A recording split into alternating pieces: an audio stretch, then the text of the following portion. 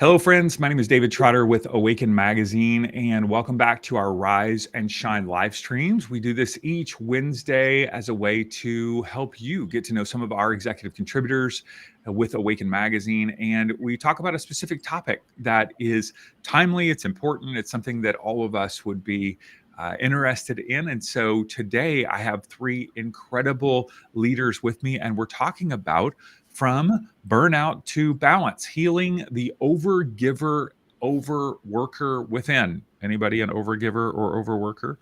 That might include me as well. So I'm so excited to have with us today Steve Folan Brown from Sonorous 5D, Dinah Simpson from High Key Living, and Tiffany Churchill from Altruistic. And so thank you guys so much for joining us today to share your story and your wisdom.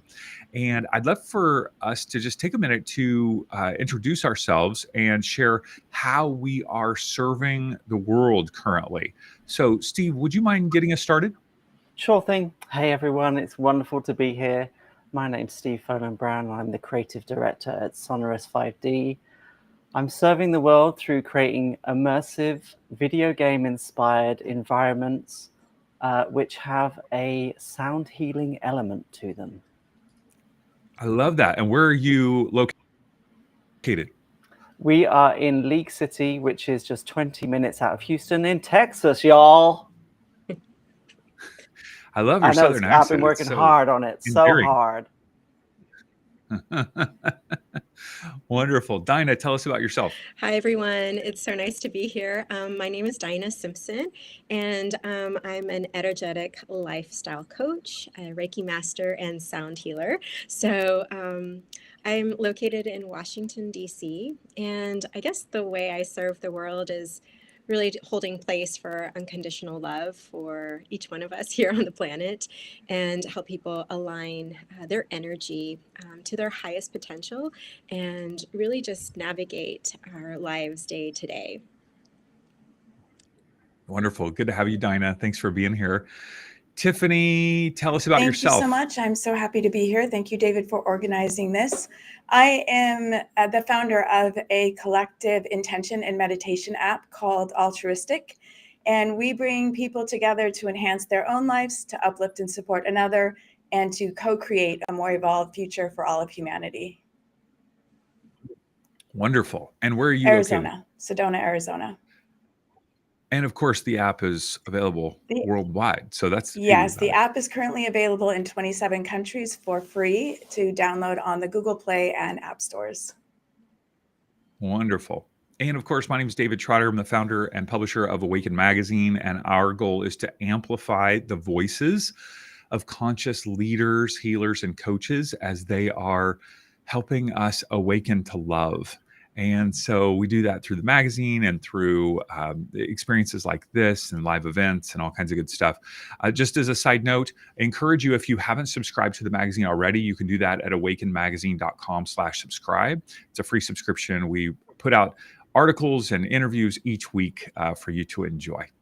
Well, I want to start off talking about this concept of burnout because I definitely am prone to being an overgiver and overworker and finding my identity in those things.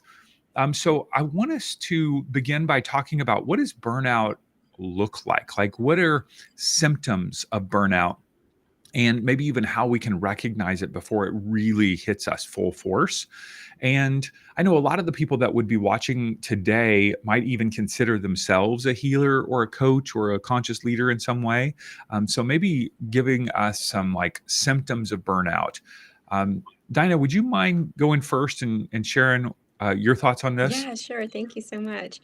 So much like you, David, and probably everyone who's tuning in, I experienced burnout in my work. Gosh, like when I was working in corporate America. And so it looks a little bit different now when I'm in this healing space, but some of the symptoms are the same, where I feel like I'm in panic. I feel like there's just an enormous amount of stress. Things come from more like obligation as opposed to, this pure joy of what we're doing. And there just doesn't seem to be like enough time where I feel like I'm just completely depleted. And, everyone is different. For me, I tend to notice that I get kind of frustrated and angry because I want to be able to hold space for everyone and do all of the things. And when I start to notice those signs, that's when I start to like, now I know to really pause and take a look at that.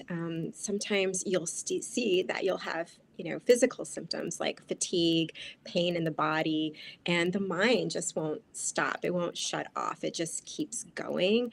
And so, for me, it also shows up with like thoughts racing at night where I can't sleep. And so, it's just kind of recognizing what those symptoms might look like for you and really attuning yourself to that. A question that I ask myself a lot when I'm in those spaces, like, does this energy serve me? A lot of the times when we're just like pushing and pushing, it's just the act of doing.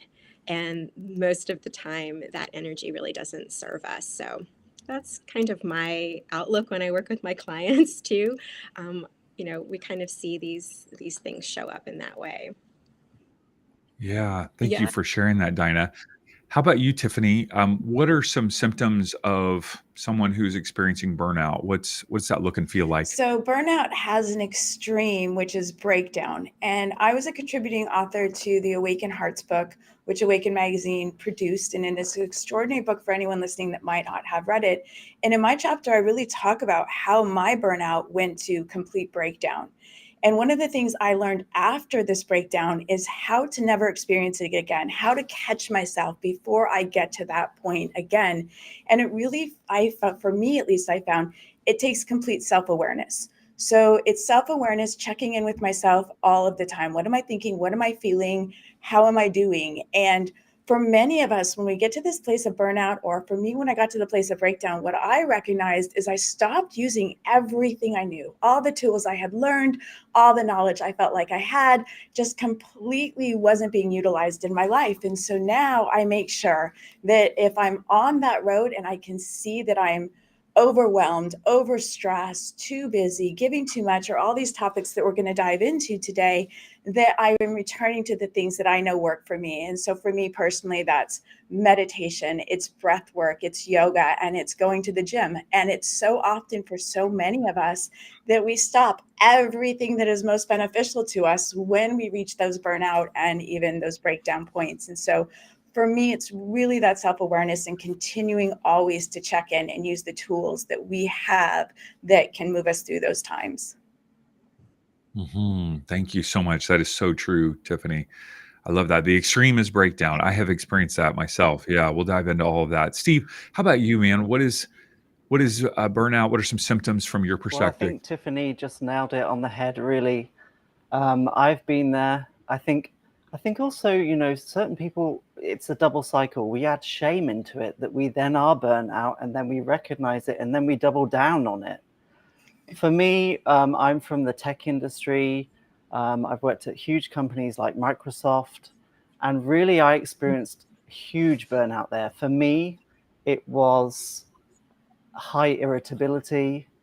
I'm a very compassionate leader when I am not stressed. When I'm stressed, when we had these huge big conferences such as E3, the game was falling apart, the game design team hadn't even finished doing the game and we were supposed to add the sound to it. Like, they were high stress environments, and it led me to be irritable with my work colleagues. I could not concentrate at all. I mean, I look back to that period then, and it was way before instant messaging and Slack and all these tools that are supposed to help us. But actually, they add to the noise. And I had to just really just sit in my studio, breathe, calm, and look objectively where we were with the product at the time. And a classic symptom of burnout is the ability to not see the wood from the trees. Thank you so much, Steve. Appreciate that. As you guys think about this concept, I titled this From Burnout to Balance. And I did it intentionally because I think that word balance is actually kind of a controversial word because some people are like, you have to have balance, and you hear people like super passionate about that, and then other people are like, balance is a myth, it's impossible, so like, what are your guys' thoughts? Is it possible to have balance, or is there another concept, another way of talking about this that would be more helpful? Tiffany, would you mind diving in on that with So us? when I do think it's completely possible, I think it's something many of us strive for, but I also think that word balance is undefined. So you're not going to find balance until you define what balance means for you.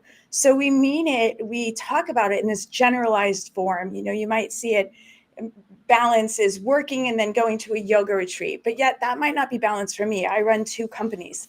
And so for some, it might be how much you balance work and your afterlife. But for me, running these companies and working is my joy. And so it's, what does balance mean to me? And so for balance for me is about finding the balance between the life things, or in my business is the to-do lists, versus finding the balance in joy. And so making sure that I'm balanced in both things. I'm achieving my to-do list, but I'm also in each day finding that fulfillment, that purpose, that joy. And so balance for every one of us is so different. And I just don't think we're going to reach that place of achieving it until we know exactly what it means to us. And what it means to me isn't going to be what it means to anybody else listening. How about you, Steve? What are your thoughts on balance? Is it possible? I'm going to say it's really blooming hard, to use an English phrase there. It's blooming difficult for everyone. I think exactly, Tiffany, what we define as balance for one person is completely different for the next. For me personally, balance is being able to concentrate on what I need to concentrate on. I have lists that aren't exhaustive. I've estimated. I find really massively that when I am unbalanced, my life is a mess. My car's a mess. My workspace is a mess. My to-do list is 3 miles long. I haven't, bite-sized chunks. And it's the same with balance. Take a little bit when you can, reward yourself, praise yourself, and just say, hey, I did something for myself today. And so many of us don't do that. So many of us are just born people pleasers. We're the star seeds. We're just going out there, making everyone else happy. But sometimes we forget about us. Thank you, Steve. Dinah, Washington, D.C. seemed like the just the quintessential place of balance. It just feels so balanced there, right? Okay. It really is very hard to understand, right? Like what Tiffany was saying, it's our definition of balance. So yeah, it could be that in DC right now, things could be balanced through whatever lens you want to look at it through. But I think for me, I guess it really has been that definition, because as I was moving through, burnout in my life, I was trying to actually balance everything. And so I think that for me, the definition of balance implies that everything gets equal weight. Maybe it's more of like a math equation or something. And the way I look at it is somehow trying to keep all areas of life perfectly aligned. And I think like tweaking that concept a little bit and maybe learning more about like harmony. That's what I like to talk about, is this idea of harmony that resonates more for me, because the balance that I was trying to do, like, making sure that the wheels in my life were all balanced, was getting exhausting, which kind of led to, my burnout. But when I started to adopt the idea of harmony, harmony really invites us to recognize that life moves in rhythms and in seasons. And so there are times when areas of your life, like family, might take over. And so you spend a little bit more time with that, or parts of like the career, right? Like that you might be looking for a promotion or doing something with work. And so then, the family life kind of tones down a little bit and you raise up in your career. And so it's kind of like finding and integrating that essence of harmony. And so the harmony part of it too requires more of our attention.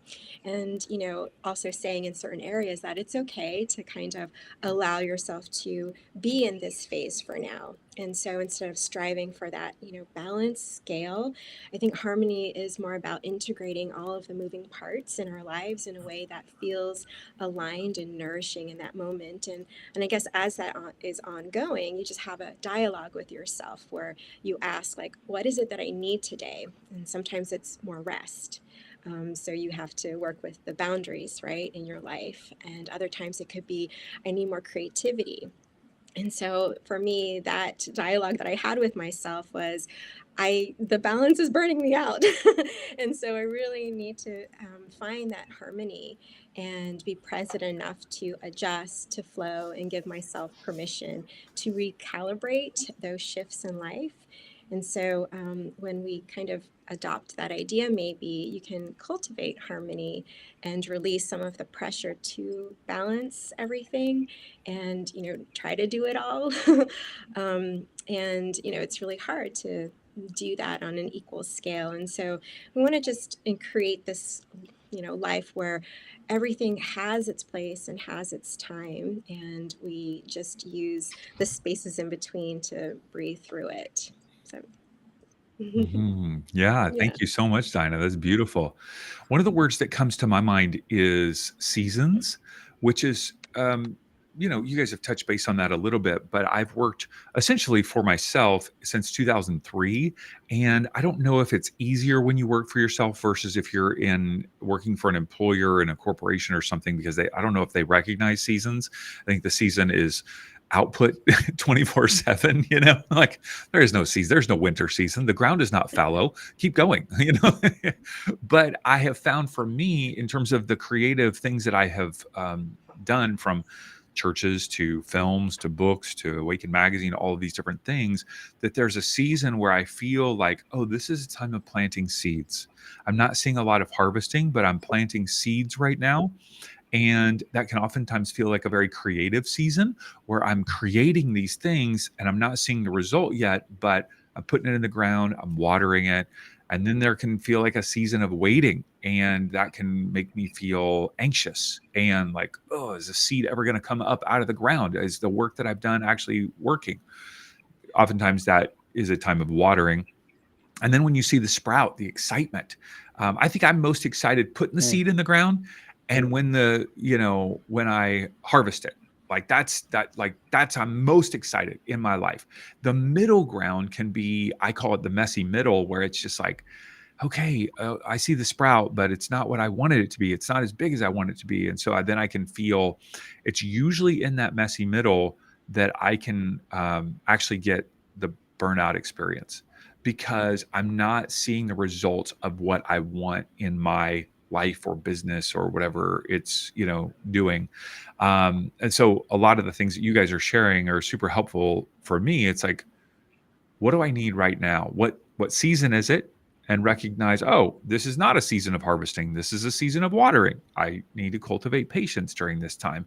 What does it look like for me to be patient and love myself? And and then there are seasons where I'm pushing very hard and pushing, and to go, oh, this is a season of pushing hard. Like this is what it is.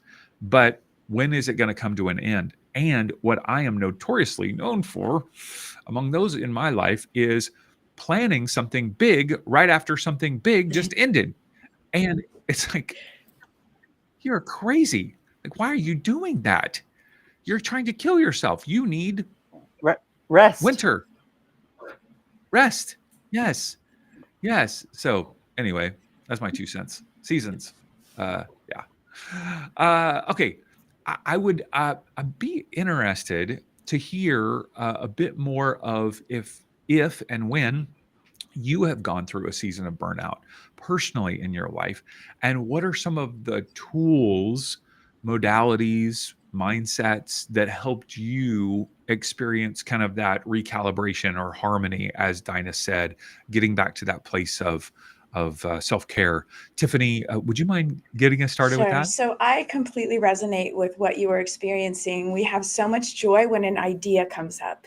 It just lights us up inside and we're ready to take off. And then we have so much joy when we see the rewards of those ideas, because that's validation, it's fulfillment, it's getting our message or our voice out there in whatever way. And so that middle is messy. And I run 2 tech companies. So similar to Steve, in the tech world, there is a lot of messy in the middle. There's a lot of days that are not the days that light me up. They're the days to get things done, or the days to deal with anybody running a business, whether you're a healer or a coach. No matter what we're doing, we have those days and those times where it isn't the things that are lighting us up. And so for me, it's I've recognized really lately about finding the joy in the journey. And so finding that joy isn't something external. It's not the idea and it's not the reward. Joy is internal. And so it's taking a step back when I recognize that I'm messy in the middle, I'm overwhelmed, I'm stressed, I'm in the day-to-day grunt of it all, and becoming self-aware and shifting my state and saying there can be joy. There can be joy when I'm managing HR. There can be joy when I'm managing accounting. There can be joy when I'm working with my corporate lawyer. There can be joy in all of these things. It's my choice to choose that joy. And so while the middle can be messy, I find that the middle can also be very exciting depending on how we choose to see it. And so really it's a matter of perception. It doesn't mean that there's not burnout. It doesn't mean there are days that aren't exhausting or days that I just want to throw the covers over my head and say, forget it all. But at the end of the day, I think all of us listening and all of us here on this call are here for a purpose and here for a mission. I think, Steve, you used the word star seeds. We really are here for these reasons and these big missions. And we have to keep that light illuminating even in the challenging times and even in those middle tasks when it's not the joyful things that really light us up, because the message is so important. Remembering, why am I doing what I'm doing in that messy middle? What is I'm talking to a corporate attorney. What is the point of this? Yeah. All right, Dinah, how about you? What is burnout? How's that looked in your life? How have you found yourself back to a place of harmony? Yeah. So burnout for me looked, it was really scary. I ended up in the hospital a few times. And not really understanding, like, oh, it's the job. And so, quit that job and get a new job, and still in the same cycle. And so I think that when I recognized that, oh, it wasn't the job, it was me, that was actually kind of like, oh my goodness, really? Like, I thought I had everything together, because I do have breathwork practices, and I had meditation. But I think it was more of a disconnection to myself, because I was looking outside at what everybody else defined that I adopted, right, as what was worthy for me, right? Like the overachiever for me. I'm sure we all here have that, right? We want to do so much because we have a lot of light to shine. But the turning point came when I have kids, and when I was in the hospital, I got really worried. Am I going to be able to make it for them, right?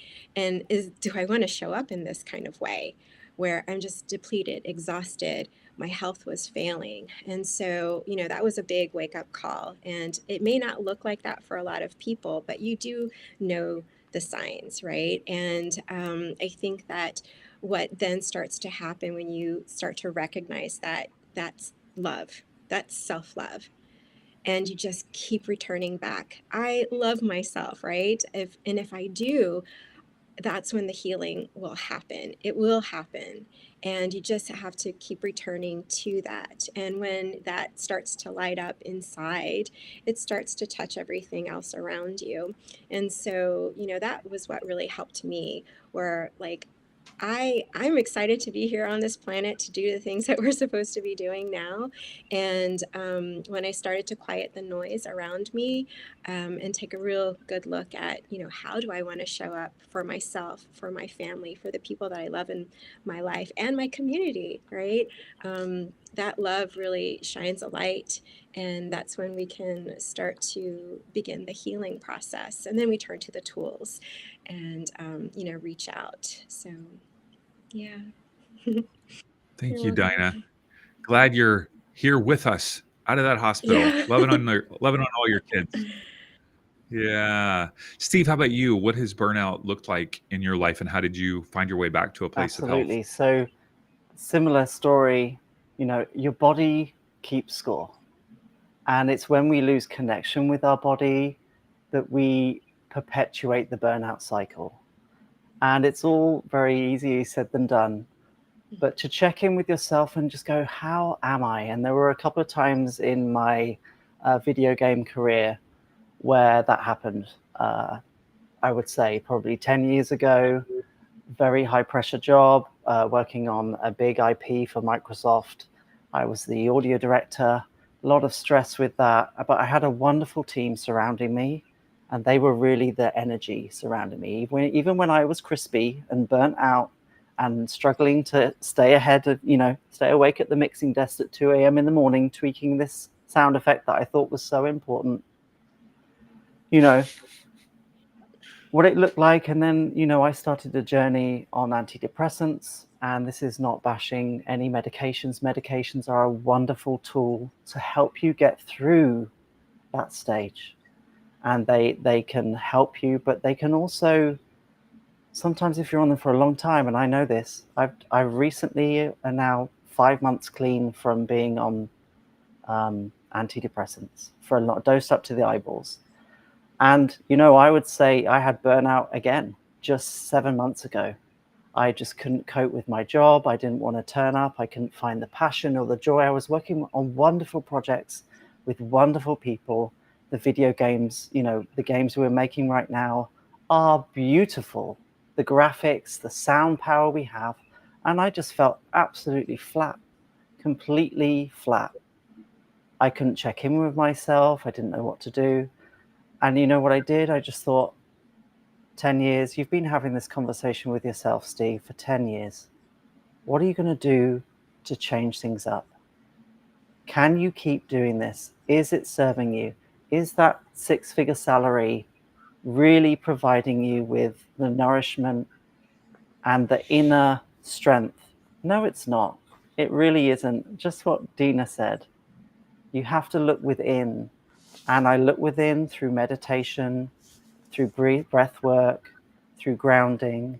And I think a lot of people think meditation is this, I just sit in silence and I stare at the wall. It really is a journey within.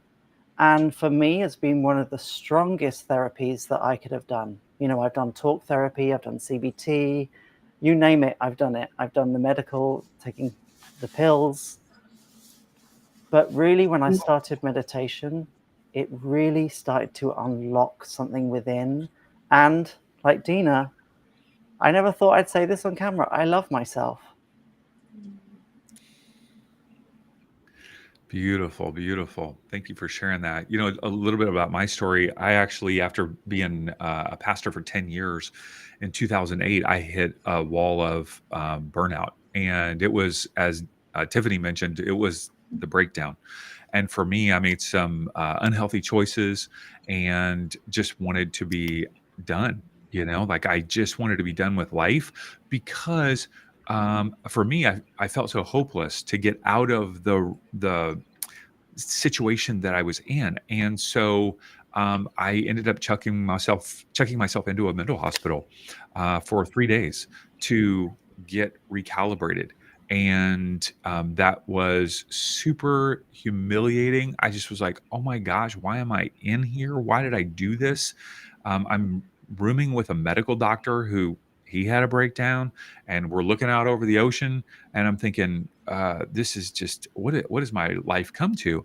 And I ended up getting a brain scan through Dr. Daniel Amen, the Amen Clinic. He wrote a book called Change Your Brain, Change Your Life. And that revolutionized my way of seeing my brain, because I had so much, as you said, Steve, shame over, I am so ashamed of like this situation. I should know, like, what is I am stronger than this. I can handle this. And but I wasn't. And I learned about different aspects of my brain that were way overactive and aspects of my brain that were underactive. And it was so fascinating when the guy who's reading my brain scan, he's like, oh, you da, da, da, da, da, da, da. I'm like, how do you know this about me? He's like, I can see it in your brain. It's the way that you're wired. And all of a sudden that reduced my shame to go, oh, this has just been a part of my brain my whole life. This is why I've had this pattern. And then it allowed me or empowered me to go, oh, okay, I understand why this is happening, but now I have to take responsibility for this. I didn't choose this, but I have to take responsibility. So what does that look like in terms of my own well-being? For me, it involved getting on antidepressants, and I was on them for 15 years. I transitioned out about 3 years ago. And then it long process for me of understanding, why was I overgiving? Why was I overworking? There were some core beliefs and stories within me that were really driving that. It wasn't just my brain, like in terms of chemistry, but some stories that I had attached to that were really unhealthy and really, applauded by our culture, applauded by me, applauded by family, but wasn't necessarily helpful to my own internal, wasn't sustainable in terms of my life. So that's where I'd love to shift our conversation to hear a bit about, we can know better and might have tools to draw upon that we forget about, as Tiffany said. But what are some of those core beliefs or stories that we tell ourselves, beliefs that we have, that keep us in that cycle of overgiving or overworking and staying in that pattern? What would you say, Tiffany? What comes to your Well, I mind? think we all have our own, well, definitely we all have our own belief systems. And so we all need to check into our belief system. And it depends on what that is.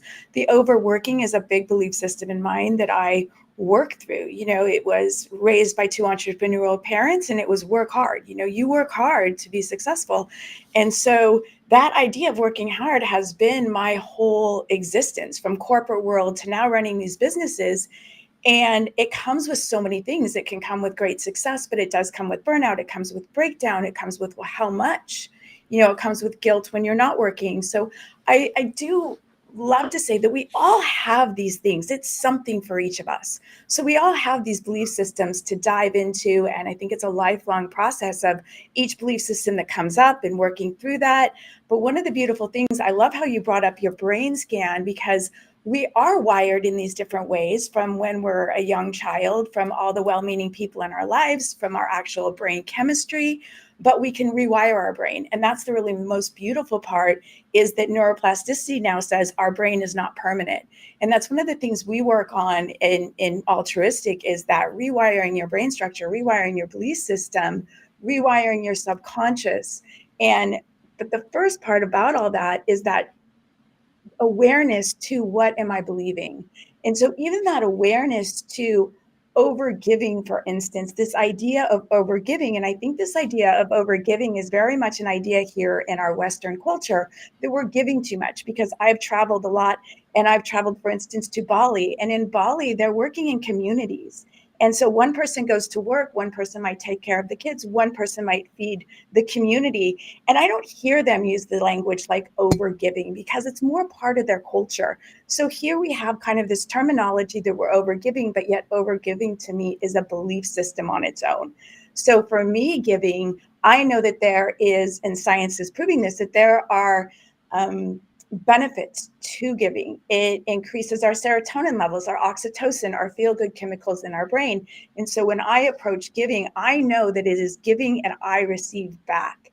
But if I felt giving was giving and it's taking my energy to sustain someone else, then I am going to feel depleted. So I loved how we switched the words to harmony, from balance to harmony. And I think that's something to also do, and check the belief systems around what you feel about giving.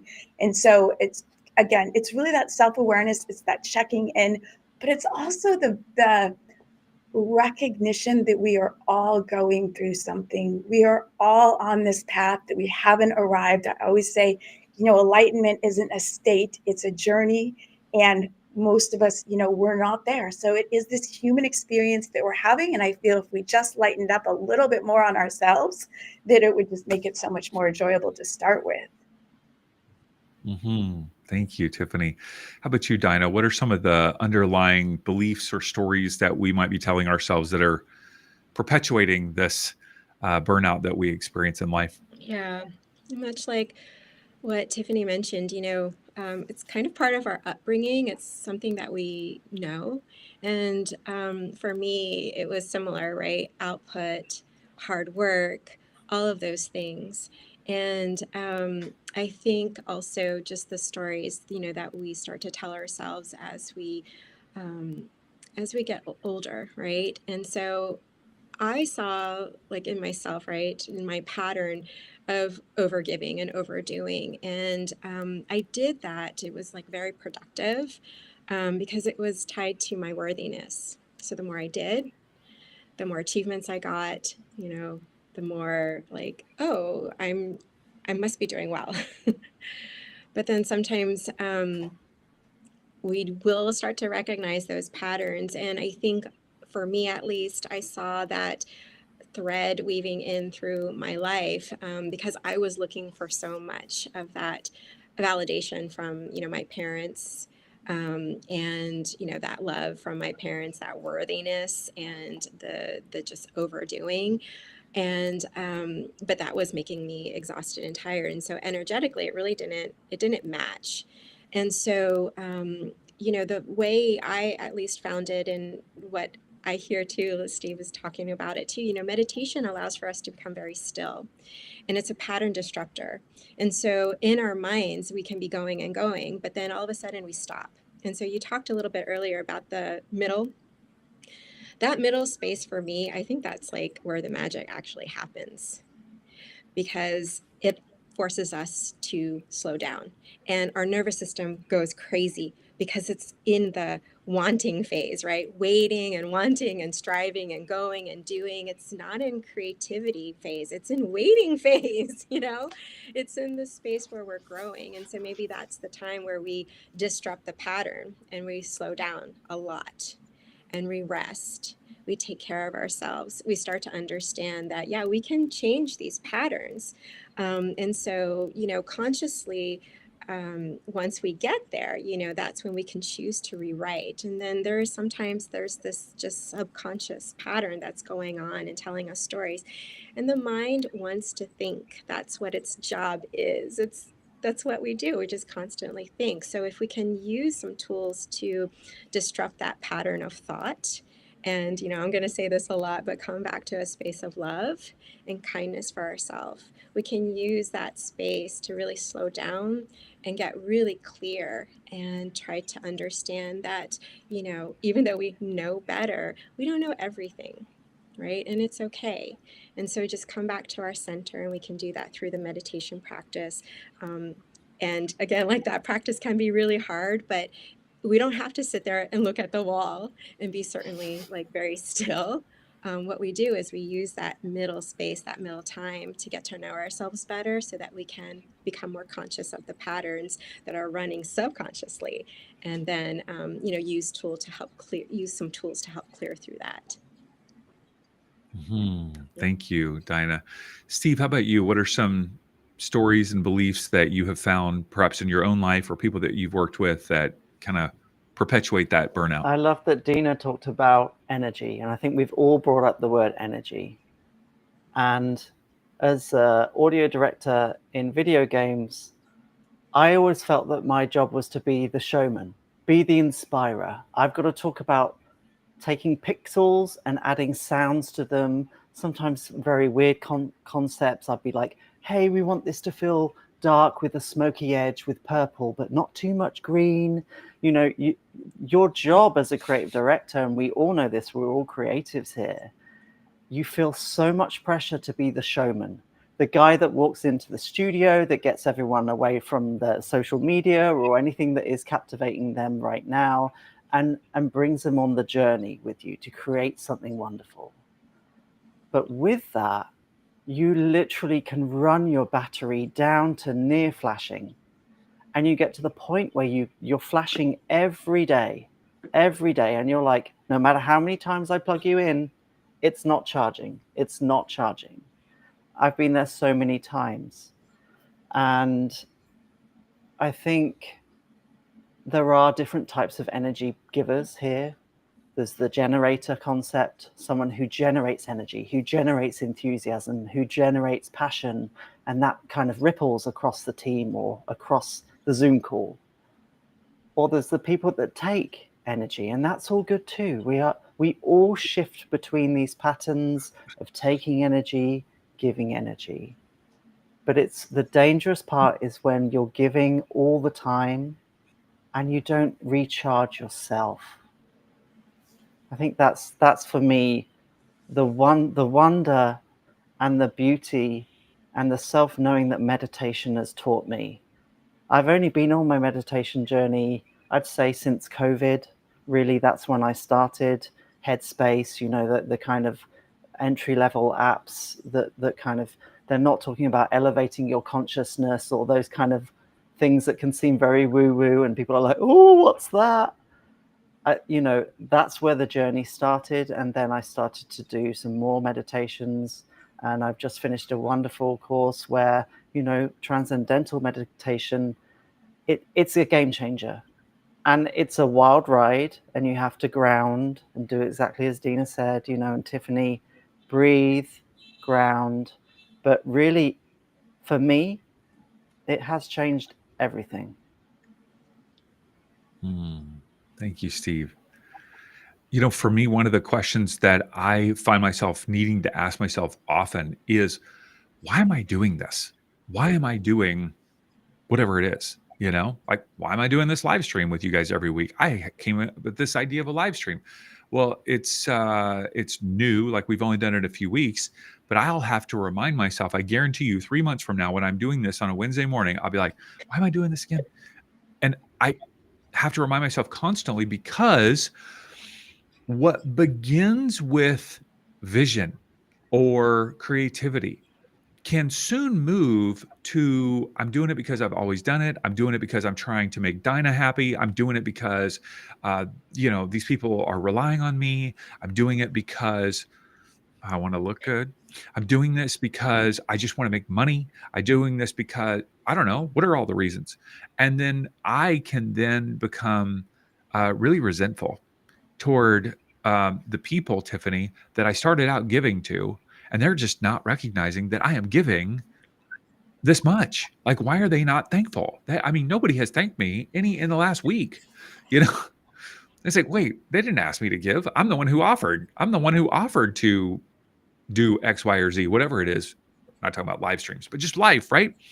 And so I have to ask myself regularly, why am I doing this?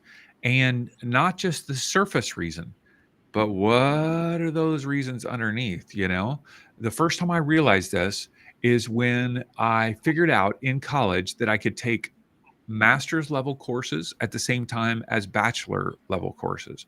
And then I started thinking in my head, I think I can finish both of these degrees in 4 years. And I could walk across that stage once and hear my name. And then I could walk across it a second time on the same day. And people would be like, dang, Dave Trotter is amazing. How did he do this? And I did it. And I burned out. I just burned out, right? And then I was like, why did I do that? I was so blind, you guys. I was so blind to it until after I hit burnout several months later. I was like, why did I do that? Oh, I was trying to get everybody's approval, a whole crowd of people's approval, and my parents' approval. So for me, that question of why is just like really important to constantly be asking myself every day, and then go, oh, I can change the reason why. Oh, I might have slipped into this reason to get approval or love, or my big one, of course, is self-worth, like to be somebody. I can shift that. I can shift it back to the original reason, which was service, creativity, enjoyment, whatever it might be. So I'm curious about a question that you guys might have for one another. Like, what is a question that, as you've been talking and hearing each other share, maybe it's a question for a specific person, maybe it's a question for everyone. I don't know. Who has a question that they want to ask? Tiffany. Well, to kind of piggyback on what you were just saying, first, thank you. Thank you for hosting us, and thank you for the work that you contribute. And I know that I feel each so one of much us better don't now. see our worthiness, but I do. I see it in each of you. And so you're doing great work in the world. But to go back into what you're saying, you know, we all do. We all have these things that we're contributing to the world, and what is our why? So I would love to hear what you're bringing into the world. We announced it, we talked about it in the very beginning, what it is we're bringing and how we're serving, but what is your why? Like, why do you feel you're bringing this into the world? What does drive you each day to get up and contribute in the way that you do? Yeah, great question. Who wants to go first? I'll take it. The why for me, why I started 5D, and you know, this is month 6. So Tiffany, you are an inspiration to me. I thank you for your inspiration. You know, you're me in the near future. Let's just manifest that now. And the why for me is to use technology for good. I believe that harnessing the power of light and sound and cross-pollinating that with video games is our way of raising our vibration. It's a way of raising the vibration of all of us. We are in my opinion, a 10-year phase of raising humanity's vibration, raising our consciousness to realize that we are all just one beautiful energy system. And for me, this is my life's work.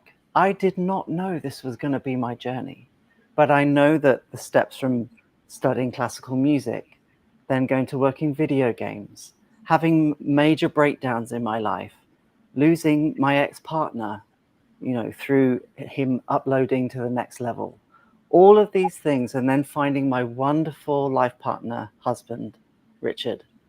All of these things set me on a path and a journey. And you can look back at your journey, you can go, oh, dang, I wish I'd done that. I wish I'd done that. But I think when you get to that point where you're like, no, that happened for a reason. That happened for a reason. And I had it just now. I had a client come in for a yoga session.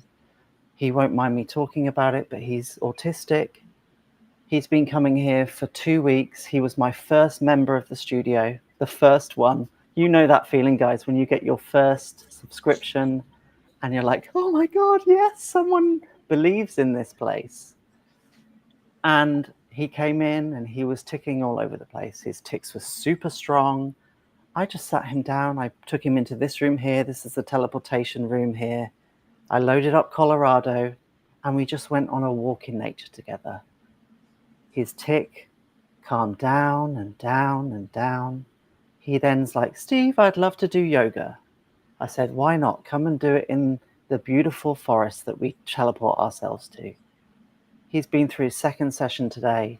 He did not tick once through the whole time from he walked in the door to when he left. And for me, sure, like I love telling that story to my parents who have followed my journey with me. But for me, it's just everything. It's everything. Sure, I'm an entrepreneur. We all know setting up a business is very hard, especially right now. I haven't paid myself a salary for more months than I would like to admit on this Zoom call, on this call. But seeing him go out into this very busy world, calm is everything. So that's my why. Wonderful. Dinah, how about you? My why. You know, it's still hard, right? Every day to just show up for yourself and for other people. And I think it goes back to, you know, the many versions of who I was in my life as a young woman in my 20s, striving, becoming a young mom, and then in the thick of it, the craziness. Um, the few businesses that I've started as well, the thread I think that I found myself in was coming back home to myself and really teasing out, who am I, right? Why, again, like the why am I showing up? And I think that, I'll plug our book, David, right? Awakening Hearts. I think that when I first said that I would take part of that, I was really afraid and I was really scared. And, being here too, it makes me nervous. I'm a very introverted person, but I think the why speaks louder and louder each day, where I can show up and help another person, really, who's suffering. And so maybe if I show up, oh, sorry, Good. for that person that I don't know, there is a connection of energy that allows for me to share my love and my light so that person can be heard and felt and seen. And so, that's why I show up. Sorry. Yeah. Thank you. Thank you, Dinah. You're going to get me going now. Yeah. It's all good. It's very hard. Emotions really are hard great. It's really hard to be a human being sometimes, our vulnerabilities and all of the things that we want in our life. But to me, it's energetically, this connection when, like Steve, when I sit with a person, and Tiffany, we probably do the same thing. I mean, all of us here, David, when we can touch one person, wow. It's amazing. It's a beautiful feeling. So, yeah. It is. It is. I lead breathwork every Wednesday night at our studio here in Orange County called Behind the Lids. And so sometimes there's 2 people, sometimes there's, Lionsgate, there'll probably be 40 people. So it's just like, it's such a privilege to be able to hold space for people. It really is. And I know you do a lot of one-on-one work where you really get to interact with people in a very personal way. So it's very powerful. Thank you for what you do. Yeah. For me, my why, when I was 18, I had this sense of calling into Christian ministry at that time. And I saw me having a global impact in a very positive way. And I spent a lot of years of education, 7 years, and then 10 years in Christian ministry trying to make that happen. Like I saw the vision and I kept like trying, like striving to make it happen. And after that burnout that I mentioned in 2008, I released that to go, okay, well, I still see that feeling of calling to make this sense of positivity of helping people experience love, helping experience healing on a global level. But I released it and then began to trust that if that was part of my path, that it would unfold in a way as I was like trusting kind of the process. And so I still feel that. And it has morphed and changed in terms of the different ways that I have brought that to the world. But that's for me with Awaken Magazine, for me, the tagline in my mind that I always say is just that we're amplifying the voices of conscious leaders, healers, and coaches as we awaken or as they awaken the world to love. And so if I can help you guys fulfill your mission, if I can somehow help each one of you take a step forward, reach more clients, spread that message, then that means that there's more love, healing, transformation, and awakening in our world. And that's what lights me up. Like that's what makes me excited, is helping you guys expand your mission, help you fulfill your mission. I feel like that's my mission. You're doing great. You're doing great at it too.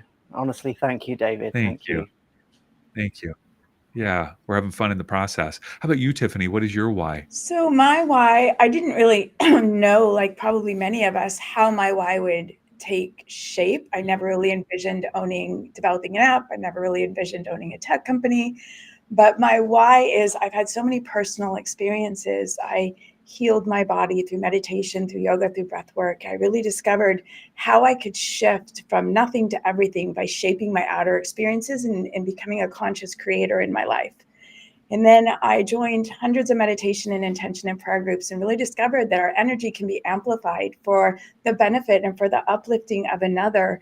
And so what that really grew into for me was this understanding that we are so powerful, yet there's so much suffering in the world. So there's so many people that are not tapped into their individual power, but there's also so many people that were not tapped into our collective power. And part of my why actually came out of fear. I became fearful of the future for humanity. I have children. I really became uncertain of what was coming about for them. And so my why really became this big mission to bring a global community together so that we can co-create a better future for humanity, because collectively, individually, we're more powerful than we've ever been told. And I think it's time to stop allowing others to dictate and to create these narratives of what we're going to experience, and to take our power back and come together and to unite our hearts and minds around a common vision for what we really do want to co-create. And so that's what drives me every day, is this mission. And there's so many times in developing the app, it took me 3 years. I felt like I was standing on a mountain by myself saying, does anybody want to shape a better future with me? And my daughter, funny enough, she came to visit. She's recording these social media videos, and she has me standing on this mountain yelling out over this massive place saying, does anybody want to join me, and let's go create what we really do want to experience on this planet. 3 years is a long, messy middle. Yes, and it was very, very messy. Oh my goodness. Well, thank you for persevering.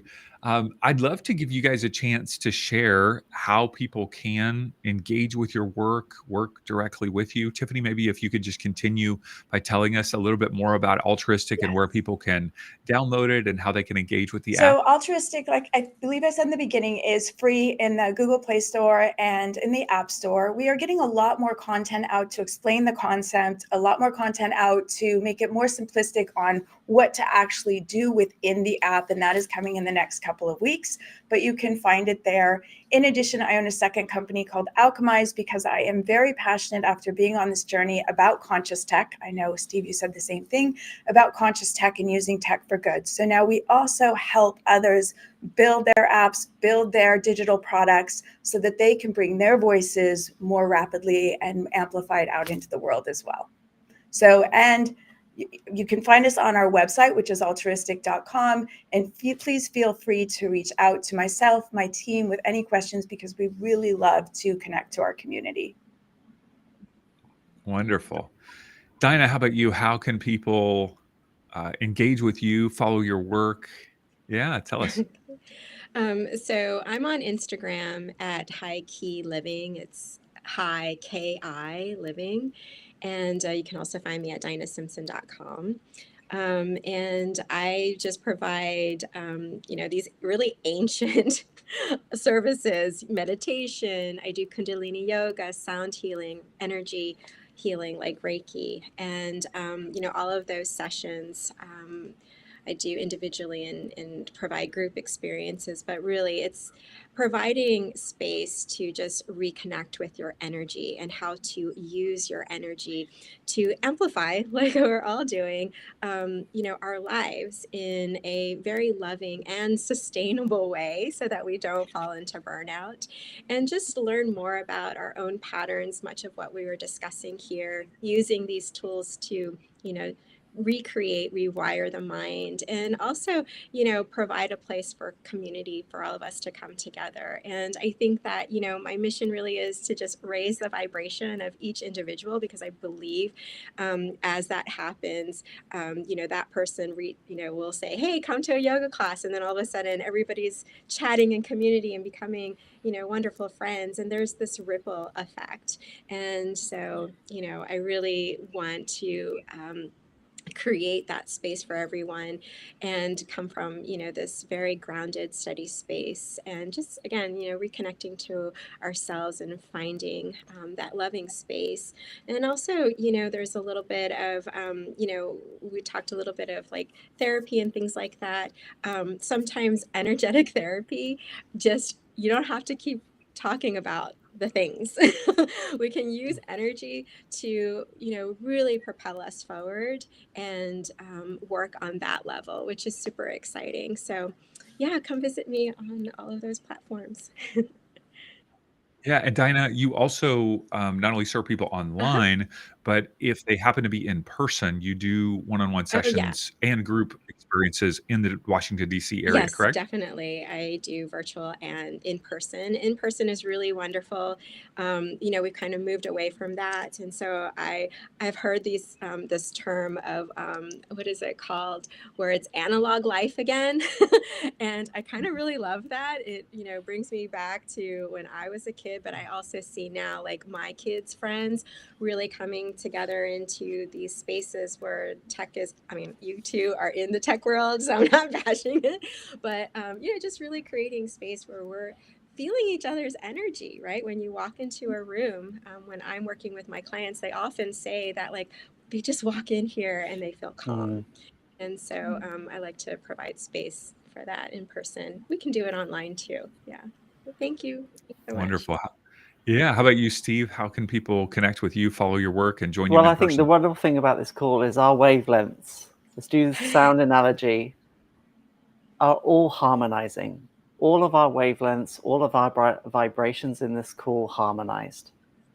And that created peace and calm and serenity for all of us. I like you, get nervous, but I feel great. So for me, you can reach us. We too have a 3D space. We're a 3D down in just outside Houston. We're moving a lot more to online into the 2D world, where a lot of us spend our time these days, which is all fine. But really, it's about that vibration. And when people say raise your vibration, what does that actually mean? It means let's use our voices. Let's ground as we walk into a space. Let's hear the vibration and the resonance of the people that we're interacting with. You can't get that through the phone. You just can't on a flat screen. It doesn't feel good. And that's why I think a lot of people feel disconnected more than ever, is because there is no vibration. They can try and put haptics in, they can do that, but through the wonderful technologies that I know Tiffany and I are using through binaural sound, we can entrain the brain to harmonize, and we can vibrate your brain and your whole body through sound. It's really rather wonderful. So we are in person. We are on Instagram at Sonorous5D, and we're at www.sonorous5d.com. Interesting thing about Sonorous, what does it mean? It actually means large vibrational resonant sound. Little did I know when I set up my video game audio outsourcing company and just called it Sonorous, that here it would be in its new dimension, the fifth dimension. And yeah, it sounds crazy, and maybe I am a little crazy, but I don't care, because for me, blending the world of video games and sound healing, and I do traditional as well. I do the bowls. I studied, classical music. I studied the ancient art, gamelan at university. That stuff is so powerful in person. But this whole new digital realm, and I bash tech. Honestly, Dinah, I was bashing tech up until about 4 months ago. I was like, I hate tech. I'm ditching my phone. I'm throwing away my iPhone. It's very hard. Don't try it, folks. But it is possible to reduce your digital noise, and it calms the mind and opens you up. And then you combine that with meditation, yoga, everything that we do, and you guys can really fly, but also keep grounded at the same time.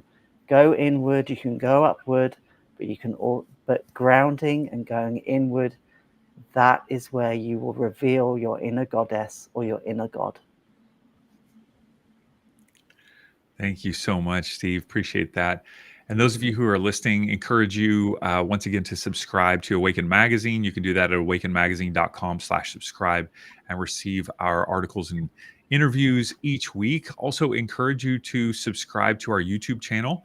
You can find that at Awaken Magazine just by searching. Next Wednesday, 9 a.m. Pacific time, 12 noon Eastern, we will have 3 other amazing executive contributors with us. We'll be talking about sacred relationships, conscious love, and soul connections. It's a conversation on romantic and platonic relationships as mirrors for growth. And so we'll have Robert and Medj and Lily joining us for that.